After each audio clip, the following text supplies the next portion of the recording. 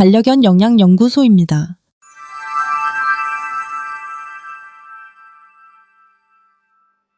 1900년대 초반까지 개는 인간이 먹고 남은 음식을 먹고 살아왔어요.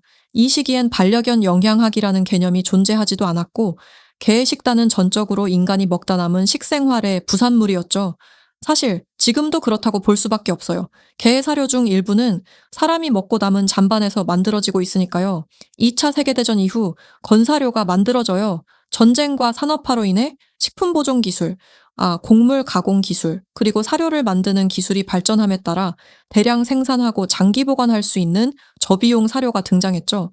곡물을 중심으로 한 사료가 표준이 되었고, 요즘도 사료의 재료를 보면 여전히 콩이나 곡물인 탄수화물이 사료의 많은 부분을 차지하고 있어요.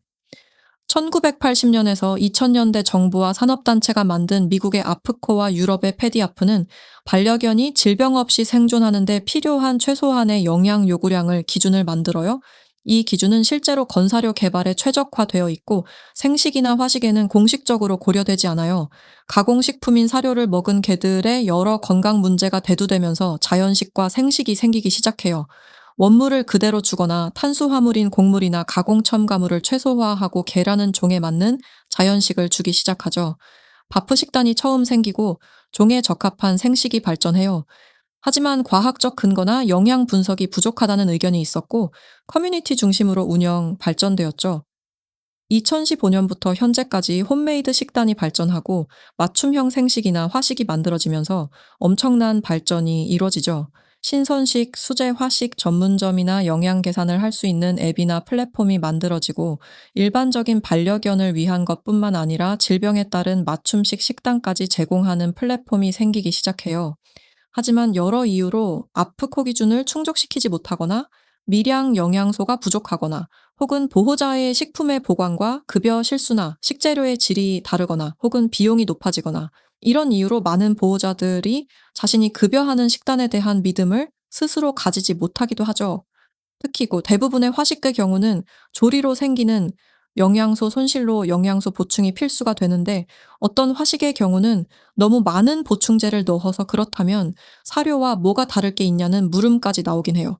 제가 D&M의 반려견 생식 전문가, 반려견 고급 영양 전문가 과정을 공부하면서 생리학과 영양학에 대한 지식이 필요하다는 것을 느끼게 되었고, 대학에 편입해서 식품 영양학을 공부한 이유이기도 해요. 사실 식품 자체의 영양소만으로 그 가치가 결정되는 게 아니라, 그 식품이 신체에 흡수되는 여러 대사 과정을 통해 에너지가 만들어지는 것이 진짜 영양 공급이라고 생각하거든요. 그러니 똑같은 식품을 먹어도 개체마다 대사가 다르니 영양 공급이 다를 수밖에 없어요. 그에 비해 현재 커뮤니티나 기관에서 이루어지는 반려견 영양에 대한 정보는 브랜드 마케팅, 홍보, 경험담 위주로 되어 있어서 좀 더 깊은 이해가 필요하다는 생각을 하게 되었어요. 사실 사람의 영양도 그닥 다르지 않다고 생각하거든요. 기존 매체나 유튜브를 통한 정보도 개개인마다 적용 기준이 다를 수밖에 없거든요. 현재 반려견 영양의 문제점은 극단적 고탄수화물, 초가공식품이나 산화지방, 곰팡이 독소나 저품질의 원료 등의 문제점을 가진 사료가 있고, 생식이나 화식은 보호자의 이해와 관리 부족에 따른 영양 불균형, 위생 문제, 원재료만으로 미량 영양소 충족이 어렵고, 보충제에 과하게 의존하거나 조리 실수가 있거나 레시피 구조가 기존 아프코 패러다임에 종속되어 있어요. 제가 반려견 영양 오디오 레터를 시작하기로 결심한 이유도 이런 문제점에 대한 성찰에서 시작되었어요. 생리학을 기반으로 생식과 화식을 이해할 필요가 있고, 개의 대사와 염증, 그리고 영양소의 신체 내 역할에 대해 통합 설명하는 과정이 필요하다고 생각했어요. 특히 면역이나 스트레스 관점에서 반려견의 영양에 대해 풀어내고 싶었어요. 제가 목표로 하는 반려견 영양은 식단의 결핍 예방과 수명을 늘리는 것뿐 아니라 식단을 통한 반려견 생활의 질 자체를 높이는 것이 목표예요. 그래서 구독자분들이 제 오디오 레터의 내용이 처음에는 이해하기 어렵거나 지루하다고 느낄 수 있어요. 그럼에도 이 일을 해야겠다고 마음먹은 이유는 여전히 아프코 기준을 전부라고 생각하고 레시피를 제공하는 관습에서 벗어나 자신의 반려견을 관찰하고 이해하면서 반려견에게 최적의 영양을 공급하여 생활의 질을 높이는 채널이 필요하다고 느꼈어요.